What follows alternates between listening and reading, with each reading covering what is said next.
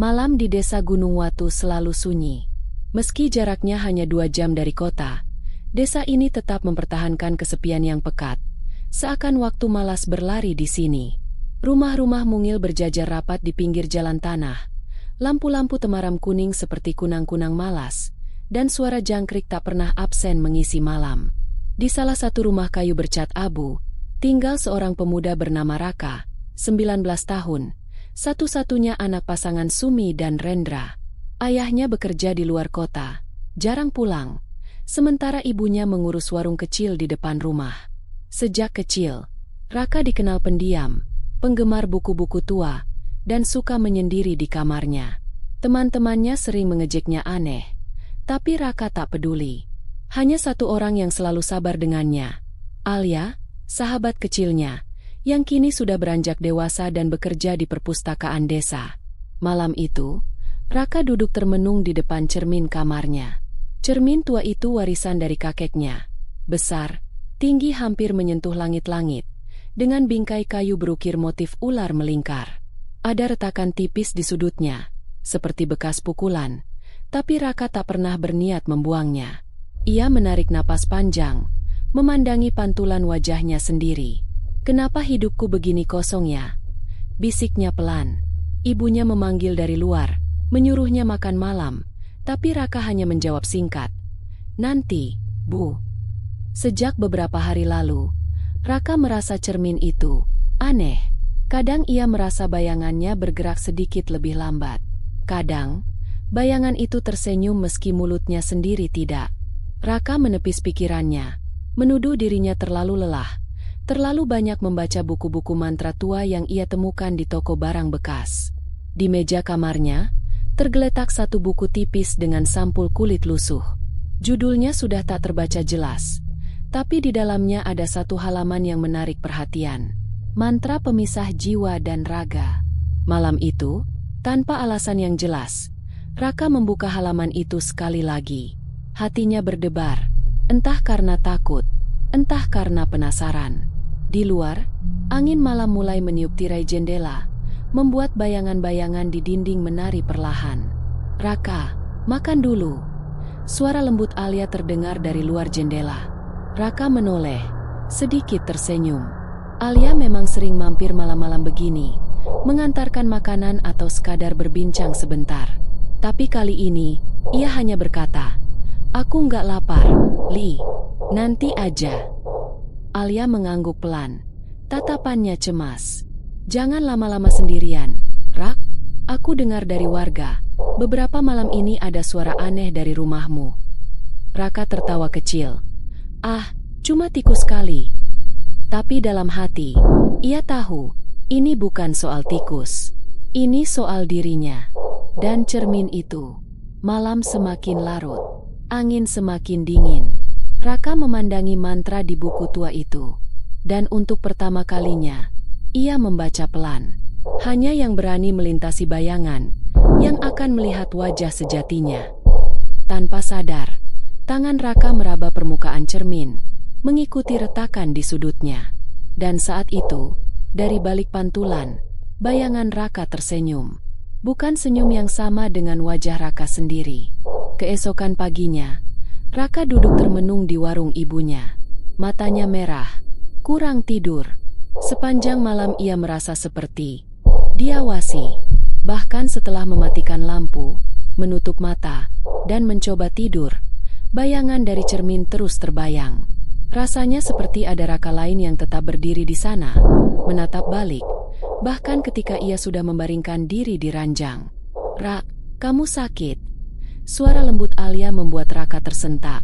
Ia menggeleng cepat, memaksakan senyum. "Enggak, cuma kurang tidur." Alia menatapnya lama, matanya yang bulat menyimpan kecemasan. "Aku semalam mimpi aneh. Mimpiku kamu hilang di dalam kamar. Aku panggil-panggil, tapi nggak ada jawaban." Raka merinding. Ia menarik napas panjang, berusaha mengalihkan. "Halah, cuma mimpi." Tapi kata-kata itu terdengar hampa, bahkan untuk dirinya sendiri. Sementara itu, di seberang jalan, warga desa mulai bergosip. Aku dengar rumah Raka sering terdengar suara langkah malam-malam. Cermin tua itu kan peninggalan almarhum kakeknya. Dulu katanya cermin pemanggil arwah. Raka berusaha menutup telinganya, tapi bisik-bisik itu semakin keras. Malam pun tiba. Raka kembali duduk di kamarnya. Kali ini menatap cermin dengan tatapan kosong. Buku mantra itu tergeletak di meja. Sekali lagi ia membaca kalimat yang sama. Hanya yang berani melintasi bayangan, yang akan melihat wajah sejatinya. Kalau aku coba, apa yang akan terjadi? Bisiknya. Ia tahu ini gila. Tapi rasa kosong dalam hidupnya, rasa sepi yang selalu menjeratnya, membuatnya semakin tertarik. Seolah cermin itu menawarkan jawaban, dunia lain, tempat di mana ia bisa menemukan sesuatu yang hilang. Tiba-tiba terdengar ketukan di pintu. Tok, tok, tok.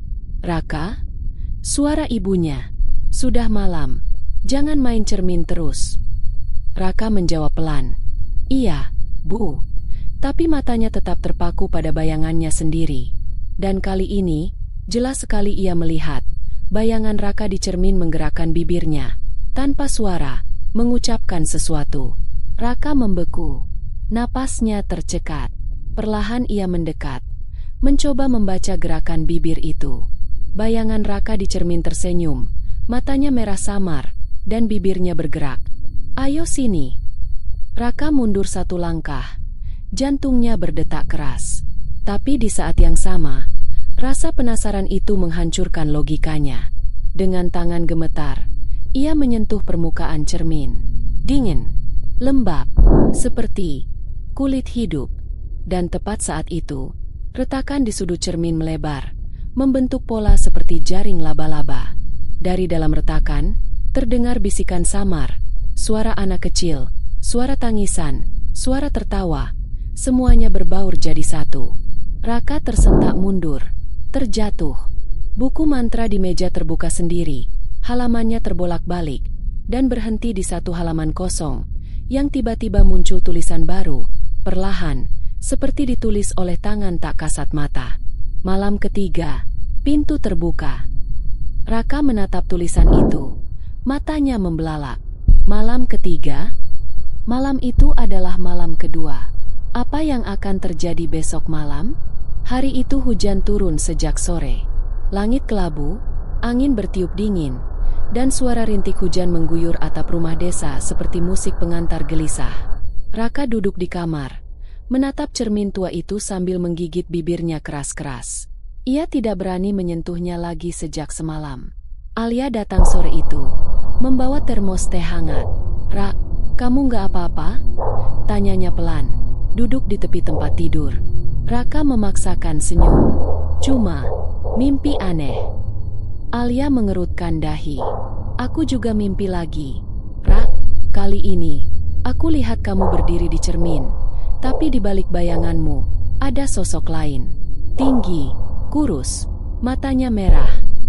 Raka tertegun. Ia menelan ludah pelan. Alia, kamu percaya kalau ada sesuatu di cermin? Bisiknya. Alia menatapnya serius. Di desa ini, dulu kakekku pernah cerita. Ada cermin pemisah dunia. Kalau seseorang memanggil arwah dari cermin, dan tidak menutup pintunya sebelum malam ketiga, dia akan ditarik masuk, nggak bisa balik. Raka menegang. Malam ini, malam ketiga, perutnya terasa mual, telapak tangannya dingin. Ia bangkit, berjalan mondar-mandir di kamar. Matanya sesekali melirik cermin yang kini memantulkan bayangan samar-samar meski lampu kamar menyala terang. Alia, kalau aku... Tiba-tiba, suara keras terdengar. Brak, pintu kamar Raka terbuka sendiri. Alia menjerit kecil, memegangi lengan Raka. Itu apa? Rak? Angin. Raka menggigit bibirnya. Tidak ada angin. Semua jendela tertutup rapat. Di cermin, bayangan Raka perlahan melangkah mundur. Semakin jauh, semakin jauh.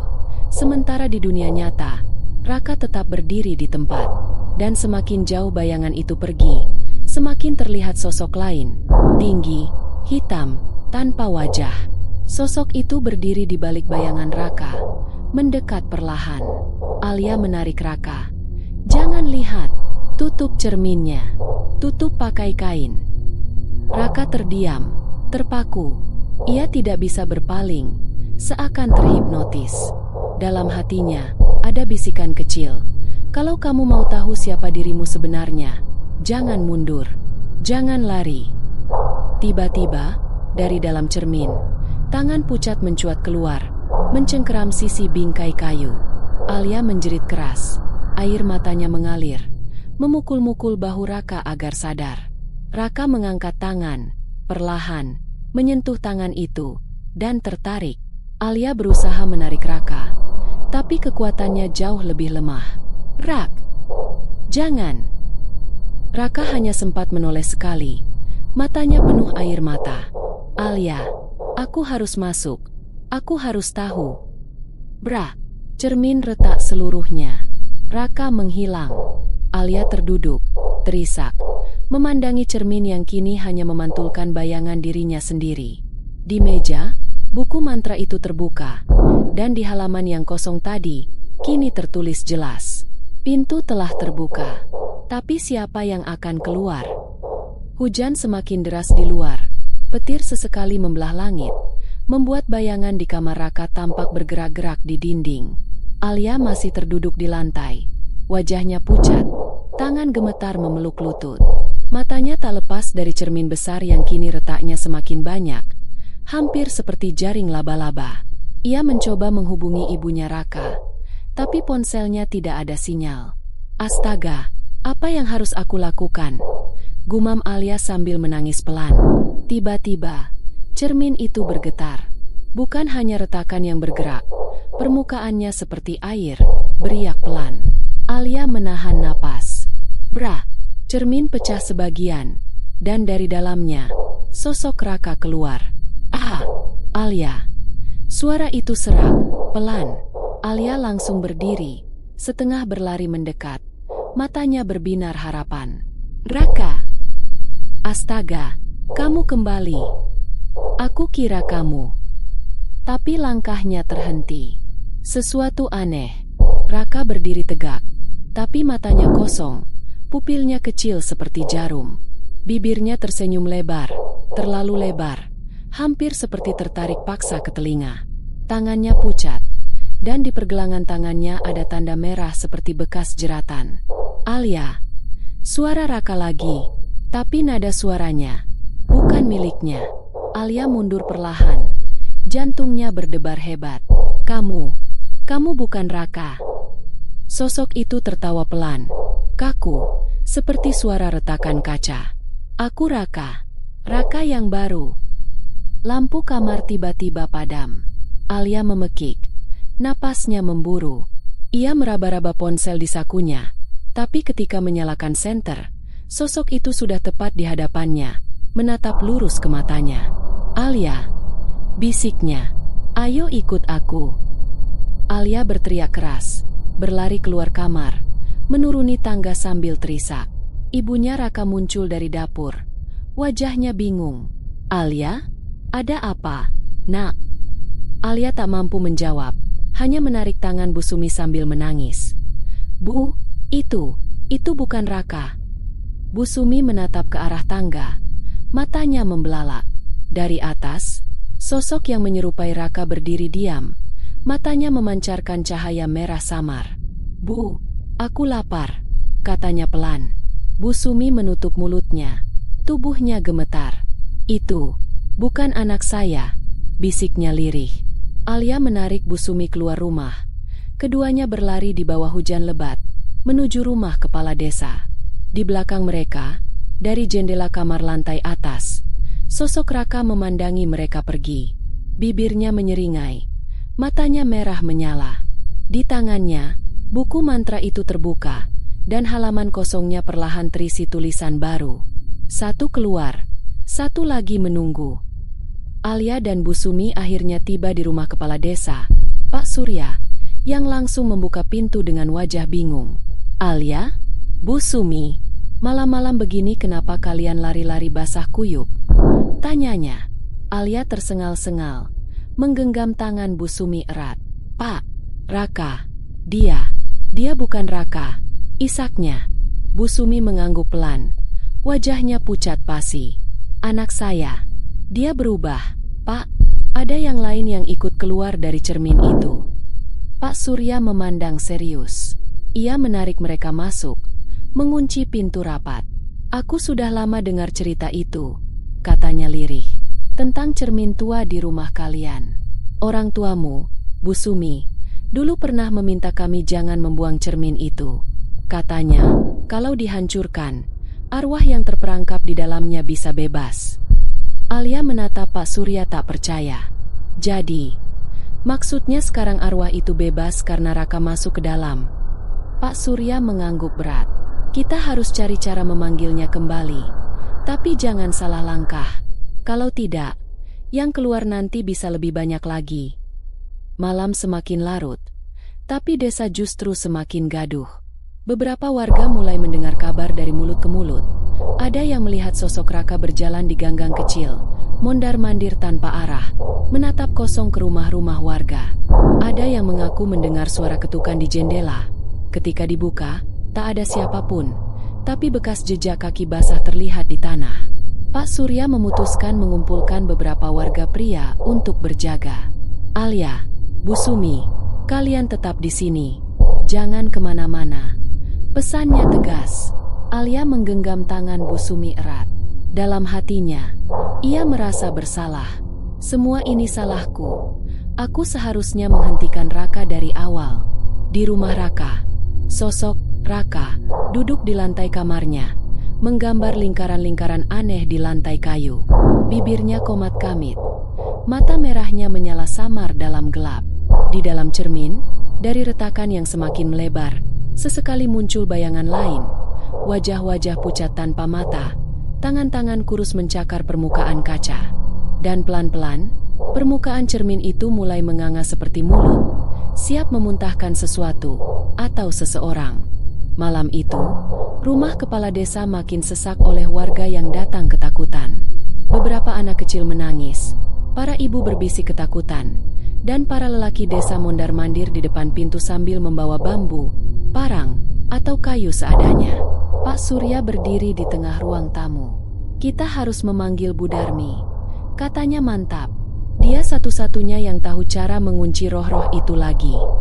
Bu Darmi adalah dukun tua di desa, jarang keluar rumah, terkenal misterius. Alia menggenggam tangan Bu Sumi kuat-kuat. Tak lama, seorang pemuda berlari dari arah selatan. Napasnya memburu. Pak Surya, Bu Darmi sudah di sini. Serunya, semua mata menoleh. Di ambang pintu, berdiri seorang wanita tua berselendang hitam. Matanya tajam meski keriput menghiasi wajahnya. Siapa yang bermain-main dengan cermin pemisah dunia? Suaranya berat. Alia berdiri perlahan. Suaranya bergetar. Saya, Bu. Tapi bukan saya yang memanggil. Teman saya, Raka. Bu Darmi mengangguk pelan. Kalau begitu, kita harus cepat. Kalau sudah malam ketiga dan pintu cermin terbuka, maka setiap jam berikutnya arwah yang masuk makin sulit ditarik. Semua warga diam, tegang. Ayo ke rumah anak itu, perintah Bu Darmi. Di rumah Raka, suasana semakin mencekam. Udara dingin menusuk, meski jendela tertutup rapat. Sosok Raka duduk diam, tersenyum aneh. Sementara dari dalam cermin, cahaya gelap mengalir keluar perlahan. Bu Darmi mulai menggambar lingkaran garam di sekitar cermin, menancapkan dupa, dan membaca mantra. Alia berdiri di belakangnya, gemetar. Sementara Pak Surya memimpin beberapa pria desa berjaga di pintu. Sosok Raka perlahan bangkit, menatap Bu Darmi tajam. Pergi, kalian tak bisa menyelamatkannya. Suara itu bukan suara Raka. Bu Darmi mengerutkan dahi, melanjutkan mantranya. Tiba-tiba, angin kencang berhembus di dalam ruangan, meniup lilin dan dupa, memadamkan semuanya sekaligus. Alia berteriak, Bu Darmi! Bu Darmi terlempar mundur, menghantam dinding, darah mengalir dari pelipisnya. Sosok Raka tertawa keras, tawanya menggema aneh seperti suara dari dasar sumur. Sudah kubilang, kalian terlambat. Di cermin, wajah-wajah pucat mulai keluar, satu persatu, merayap ke lantai, memanjat dinding, memenuhi ruangan. Pak Surya berteriak, "Semua keluar, sekarang!"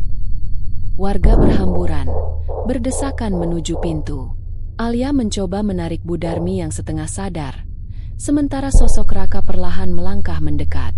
Tangan-tangan pucat dari dalam cermin mulai meraih kaki Alia. Alia menjerit, mencoba menendang, menggenggam kuat tangan Bu Darmi. Di tengah kekacauan itu, terdengar suara bisikan lembut di telinga Alia. "Kalau kau mau dia kembali, kau harus masuk menggantikannya." Alia terisak, matanya membelalak. Ia memandang ke cermin yang menganga, ke tangan-tangan yang terus mencengkeram, dan ke sosok Raka yang mulai menghilang.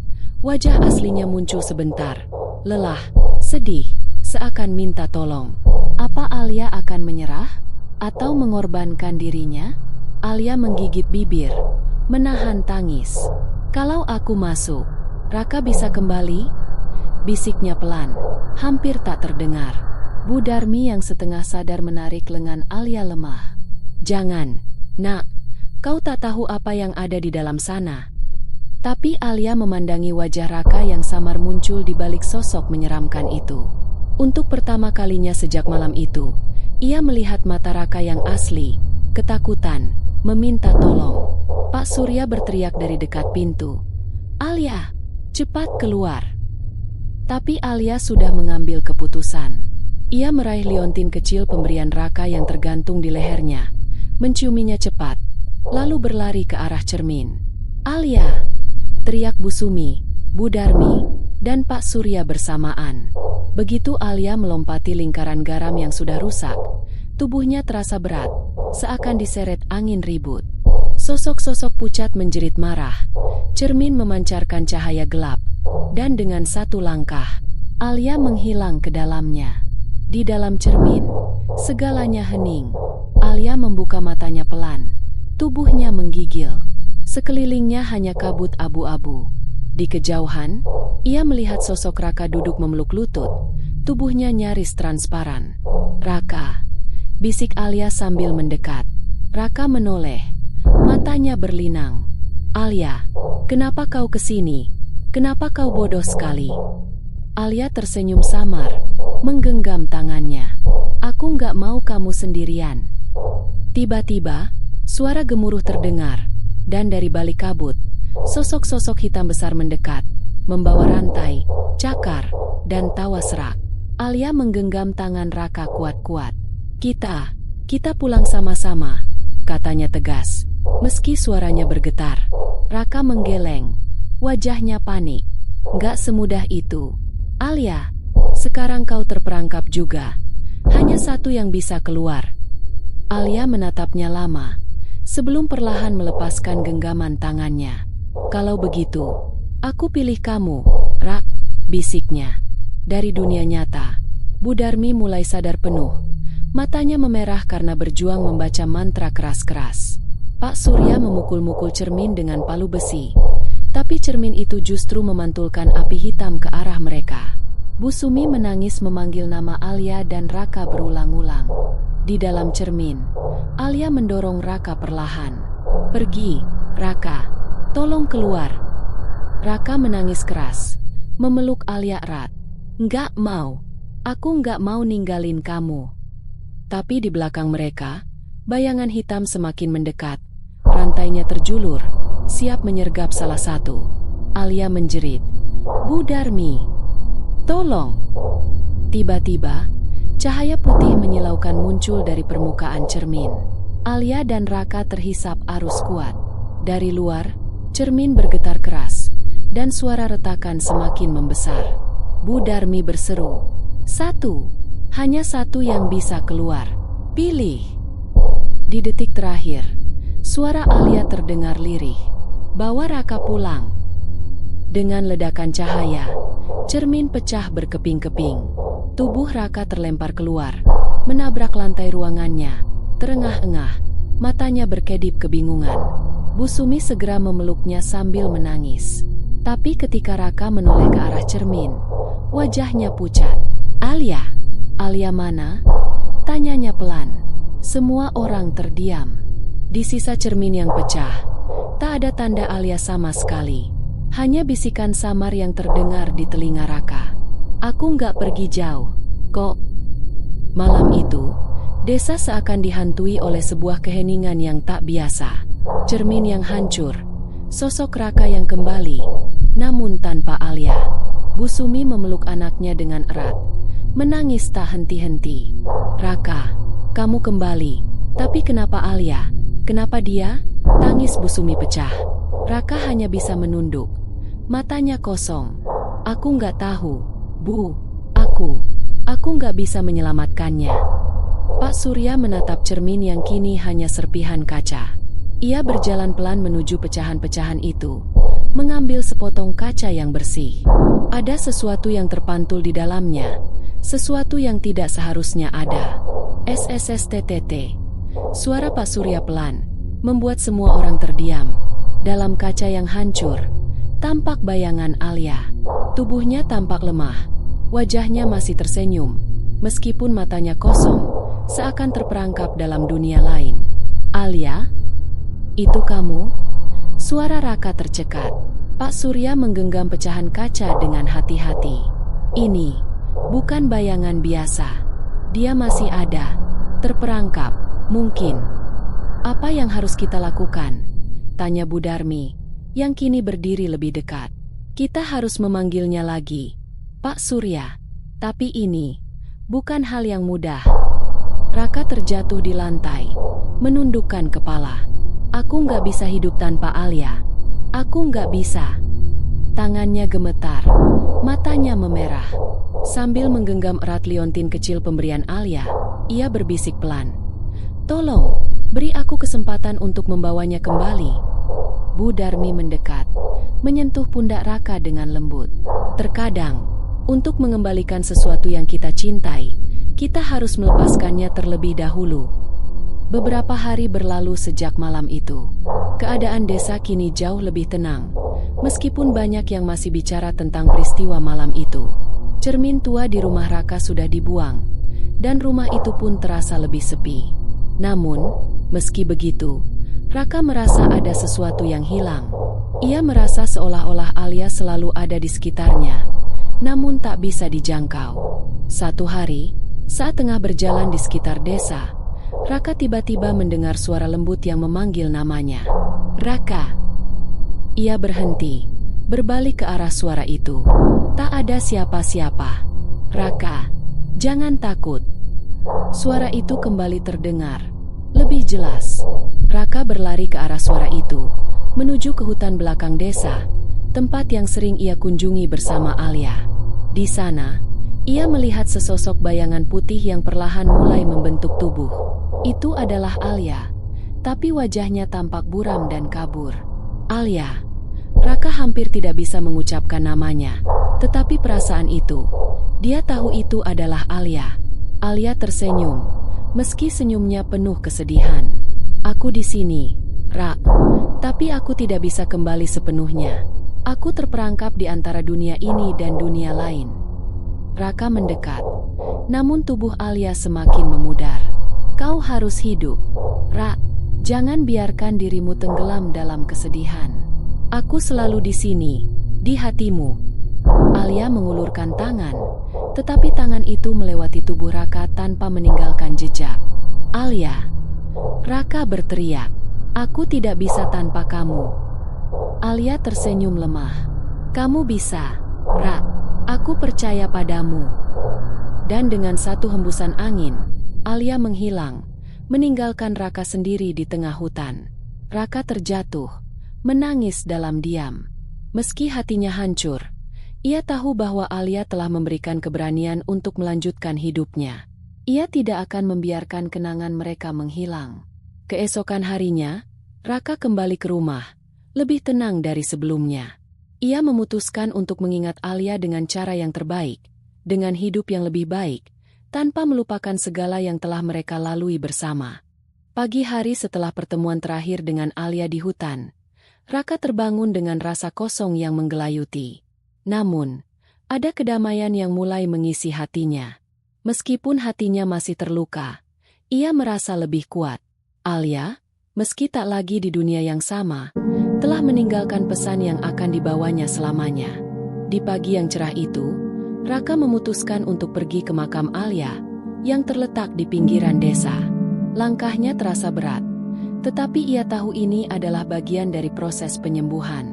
Sesampainya di makam, ia berdiri diam, memandangi batu nisan yang bertuliskan nama Alia, serta tanggal kelahiran dan kematiannya. "Alia, ini aku," katanya. Suaranya hampir tak terdengar, namun terasa tulus. "Aku sudah memutuskan untuk melanjutkan hidup. Aku akan membuat hidupku lebih baik. Untukmu." Raka menghela napas panjang, lalu duduk di sisi makam, merenung. Beberapa saat berlalu, dan tiba-tiba, sebuah angin lembut berhembus, menggerakkan dedaunan di sekitar makam.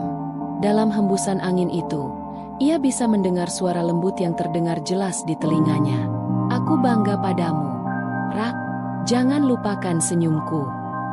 Itu adalah suara Alia. Raka menutup mata sejenak, merasakan kedamaian yang aneh. Ia tersenyum tipis. Meskipun masih ada kesedihan yang menyesakkan, ia merasa Alia tetap bersamanya. Di dalam hatinya, kehidupan di desa mulai kembali normal. Warga yang dulu takut akan cermin, kini hidup dengan lebih tenang. Namun, perasaan takut itu tak pernah benar-benar hilang. Mereka masih sesekali melihat kilasan bayangan atau mendengar suara aneh, tetapi mereka sudah belajar untuk tidak lagi terlalu takut. Mereka tahu bahwa kekuatan yang ada di balik cermin itu bukanlah sesuatu yang bisa dihentikan hanya dengan kekuatan fisik. Itu adalah sebuah misteri yang harus diterima. Pak Surya, yang merasa sangat bersalah karena peristiwa ini, mulai berbicara lebih terbuka kepada warga. Ia menceritakan apa yang terjadi pada malam itu, dan bagaimana Raka dengan berani memilih untuk mengorbankan dirinya demi menyelamatkan Alia. Bu Darmi, meskipun tubuhnya masih lemah, kini duduk di depan rumahnya, menatap langit dan berbisik. "Mungkin sudah saatnya kita belajar untuk melepaskan." Raka mulai mengisi hidupnya dengan hal-hal baru. Ia memutuskan untuk kembali berkebun, seperti yang dulu selalu ia lakukan bersama Alia. Setiap tanaman yang ia tanam, ia anggap sebagai sebuah kenangan hidup yang tak akan pernah pudar. Setiap kali bunga-bunga itu berkembang, ia merasa seakan-akan Alia masih di sampingnya, tersenyum. Beberapa minggu setelah kejadian itu, Raka kembali ke rumah yang dulu pernah ia tinggali bersama Alia. Rumah itu terasa kosong tanpa kehadiran Alia, tetapi di sana, di setiap sudut, ada kenangan yang indah. Pada suatu malam, Raka duduk di beranda rumah, menatap bintang-bintang yang bersinar terang di langit. Sebuah angin sejuk berhembus lembut, dan untuk sesaat, ia merasa ada sosok yang berdiri di sebelahnya. Raka menoleh, namun tidak ada siapapun di sana. Namun, di dalam hati Raka, ia tahu, Alia masih ada. Dalam setiap hembusan angin, dalam setiap cahaya bintang, ia tersenyum, menatap langit. "Terima kasih, Alia, atas segalanya." Dan malam itu, untuk pertama kalinya setelah peristiwa itu, Raka merasa damai. Malam itu, desa tampak lebih damai dari biasanya. Angin berhembus lembut, membawa aroma tanah basah dan harum bunga yang baru saja mekar. Raka duduk di beranda rumahnya, menyandarkan punggung pada tiang kayu yang kokoh. Ia menatap bintang-bintang yang bertaburan di langit, merasa seakan ada sesuatu yang berbeda malam ini. Sebuah kedamaian yang menenangkan, meskipun hatinya masih dipenuhi dengan kenangan tentang Alia. Keputusan yang Alia buat sebelum menghilang, untuk membiarkan Raka melanjutkan hidupnya tanpa harus tenggelam dalam kesedihan, telah membuahkan hasil. Raka kini merasa lebih kuat. Ia tidak lagi terpuruk oleh kehilangan, meskipun kenangan tentang Alia akan selalu ada, terpatri di dalam hatinya. Alia telah memberinya keberanian untuk hidup, dan itu adalah hadiah terbesar yang bisa ia terima. Warga desa mulai melupakan ketakutan mereka tentang cermin tua yang pernah menjadi sumber teror, dan perlahan, mereka mulai menerima kenyataan bahwa ada beberapa misteri yang tidak bisa dijelaskan, dan terkadang, mereka harus menerima kenyataan tersebut dengan lapang dada. Desa itu kembali hidup, Meskipun ada bekas luka yang masih menggores hati beberapa orang, terutama Raka. Suatu pagi, Raka berjalan menuju kebun, di mana bunga-bunga yang ia tanam mulai tumbuh subur. Setiap kali ia melihat kelopak bunga yang mekar, hatinya terasa lebih ringan. Bunga-bunga itu menjadi lambang kehidupan baru, sesuatu yang ia harap bisa terus berkembang meskipun peristiwa besar yang pernah terjadi. Sementara itu, di kejauhan, di bawah langit yang sama, Alia tetap menjadi bagian dari hidupnya, dalam bentuk kenangan, dalam setiap bisikan angin yang berhembus, dalam setiap sentuhan lembut matahari yang menghangatkan kulitnya. Tidak ada yang bisa menghapus ingatan itu. Dan mungkin, itu adalah cara Alia tetap hidup, dalam kenangan yang indah dan penuh cinta. Raka menatap langit dengan senyum kecil di wajahnya, seakan merasa kehadiran Alia di sana, di antara bintang-bintang yang berkelip. Alia, aku akan baik-baik saja. Terima kasih karena telah mengajarkan aku cara mencintai, cara melepaskan, dan cara bertahan. Cerita tentang Raka dan Alia akan selalu dikenang sebagai kisah cinta yang tak terhingga, meskipun tak bisa berlanjut di dunia nyata. Namun, seperti halnya bunga yang mekar setiap musimnya, kenangan itu akan terus tumbuh dan hidup, melampaui batas waktu.